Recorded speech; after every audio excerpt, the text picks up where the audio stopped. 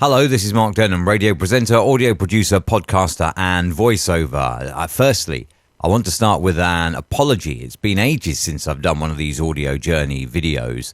I had planned to take a little break due to stuff going on, which has turned out a little longer than I thought it would. So apologies, but here we are back. And today I'd like to talk about using music in your audio production. Now, firstly, in terms of music, do not use anything copyrighted in your production unless you have the appropriate license to do so. So if you are an internet radio station, then certainly in the UK you need PRS and PPL.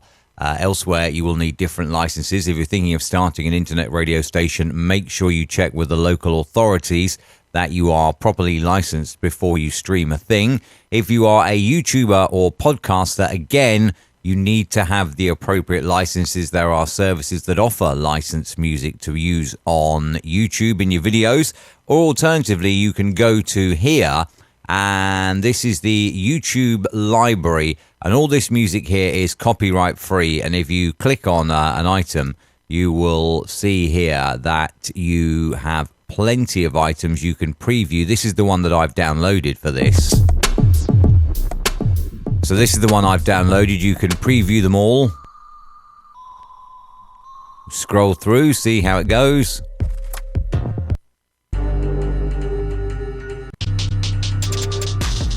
And then if you want those, you can download them here. You can see we've already got one that I have dragged into Adobe Audition with which to do this. Now, what I'm talking about here is in terms of using music, it's quite simple. You can just obviously drag your music in and that. But maybe your music is perhaps just a little bit too long, or perhaps it doesn't start where you want it to start. And we'll take this one, which is an obvious favourite. You've seen it used in many videos. Here we go. Now, maybe you don't want that long build up there. Maybe you're thinking, hang on. Maybe you're thinking, I just want to bring it in here, which isn't too bad. But maybe you'd like to do that a little more smoothly. So how exactly can you do that? What we'll do is we'll zoom in here. There we go. There's the start. And we will take that and we will Control and K there. So now we've put a split in these two tracks. What I'm going to do now is I'm going to drag this one down here, and I'm going to move it by right-clicking it and creating a unique copy. Don't need that one anymore, and then I'm just going to trim this up a bit. So let's do that, shall we? In fact, to tell you what I'm going to do, I'm going to delete that altogether. I'm just going to take that bit, okay? I'm going to delete that altogether, and then I'm going to make a unique copy of this. Open it up in the waveform view, and there it is. I'm going to go into my effects and reverse it. At the end, I will then go into edit, insert a silence of 10 seconds will be fine. That's fine that it's referenced in a multi-track. And you can see now that we have that backwards. There we are. That backwards is all that we have. So what we'll do now is we'll go into our effects rack and we'll go for reverb, full reverb. And bear in mind here that this is a CPU intensive effect. I have quite a powerful computer, but you will see it just takes a little while. The spinning wheel will disappear in a moment and the effect will come up in a moment. There we are. Warning that it is a CPU intensive effect. Great Hall, just fine on default. Bang that away and apply, and you will see now that we have, and that's all just from one note, but it is still backwards. So go into effect and reverse, and now you will hear it build up. There we are. Now what we do is we drag that to where we need it to be. So you can see there that we have all of this, and what that should do now, if I am entirely correct in my thinking here, is be a little bit too long. We don't need all of this because this is somewhat silenced. But if I was to line that up like that, now you will see that hopefully I've got this lined up correct. And if I was to bring this in and that out like that. What you'll see now is that we start on that beat, but we have a build up to that beat.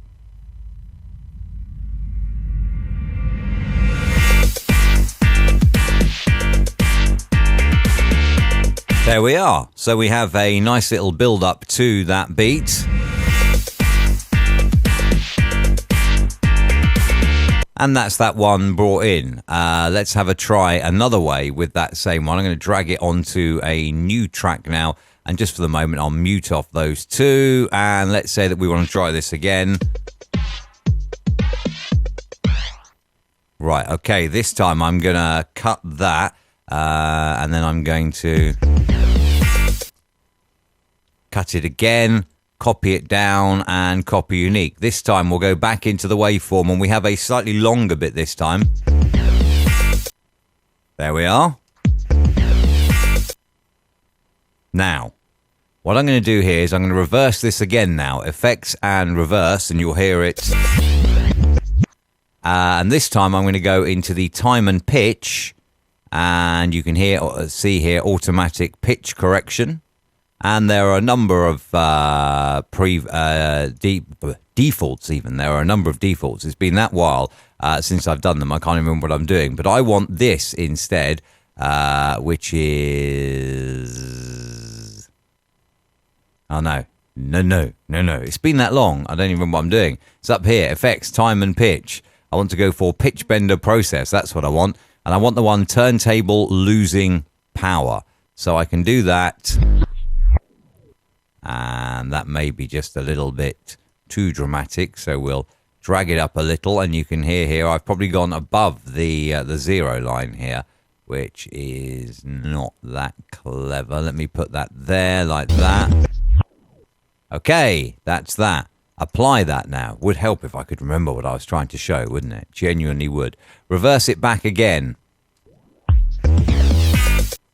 And we've gone a little bit too fast there. I think we have gone a little bit too fast. So what we'll do is we'll undo that.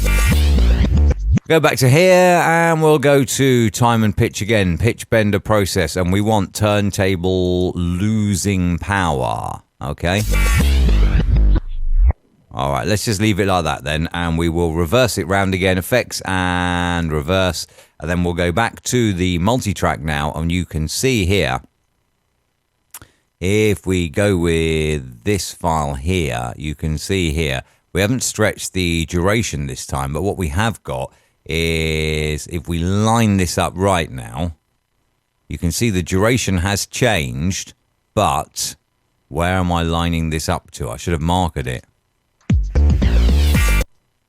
So it should be about there, I think. If I'm right, then it should be about there. Hang on. Okay, so I reckon we're looking about there. Right, let's try that, shall we? Should we try that? We don't need that bit. And let's see, I may not have got this lined up perfect the first time. No, not quite. Let's try that. No, still not. So I'm going to put back the other bit just for a second. And I want that lined up like that. There we are. Let's try it now. Here we go. Gone back too far. Heaven's sake. And you can hear that that's building up there.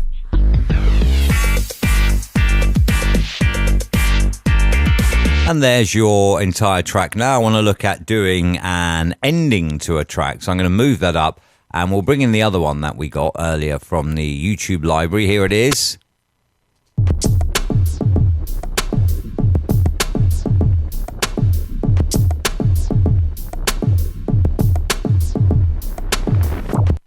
Okay, so it's just basically a repetitive loop, this one. So let's have a little listen. Maybe we only want a little bit behind a bit of imaging or something, so we'll have a listen.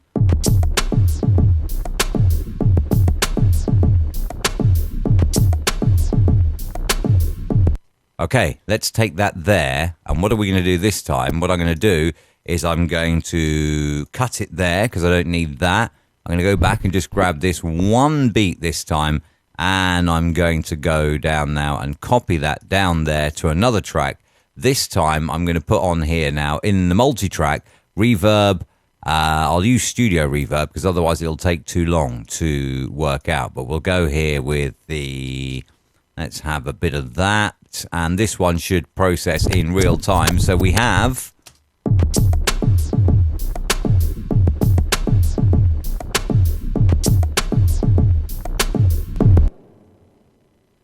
there we are. You could do it with any part of the song there. So we'll do it again.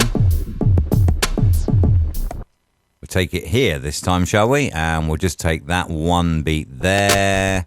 And there it is, that one beat there. Have that and delete that. Bang. Don't need these two bits anymore either. And what we'll do this time is we'll copy this down to this track, and you'll hear now again.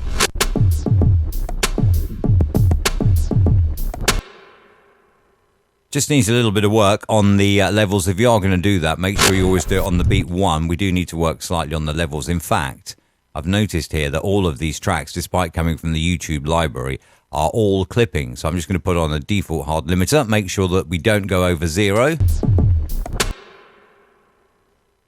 And there we are. There's an ending.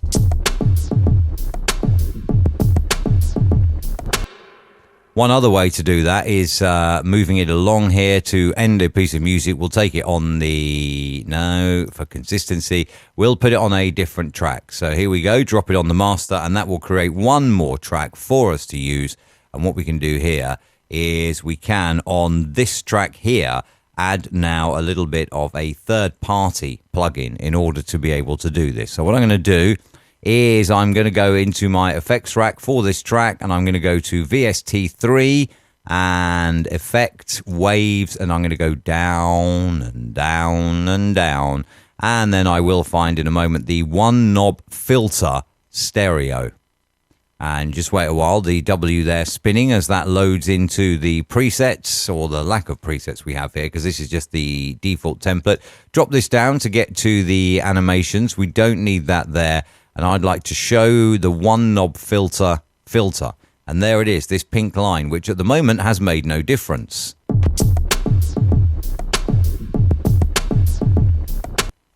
What I can do though is if I draw on an automation here now by putting keyframes in place, I can drag this down and you'll hear it'll just whoosh away towards the end. There you go, just whooshes away. You could alternatively use that the other way to bring it in as well. So you could use it the other way. You could do it slowly so it comes in like this.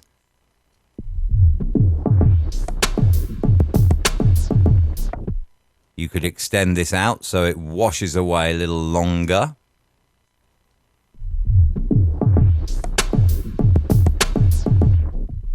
Now that last one only works if you have the Waves one knob filter. The others all work with the standard bits of Adobe Audition. So again, we'll go back to here and we'll just solo, shall we, these two. First one with the reverse reverb.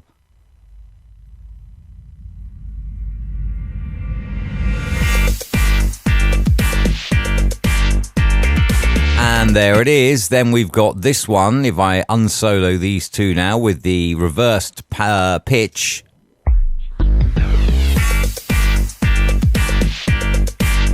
So that's bringing in the music. Then you could either bring in or take out the music by doing it this way.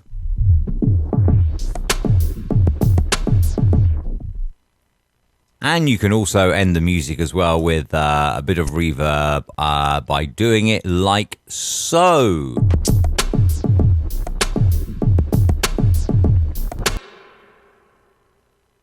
Hopefully that's been helpful to you, and hopefully it's been nice having me back. It's nice knowing that you're there anyway. Thank you as always for checking out this video. If you do need any more help, The audio journey in its entirety is on my website, markdenham.com. If you have any questions, there's a contact tab there. You can fire in an email. You can also comment this. If you're watching it on YouTube, you can comment down below and I will get back to you as well. But hopefully you found this little video somewhat helpful. Thank you for watching. As always, go away and make some amazing audio.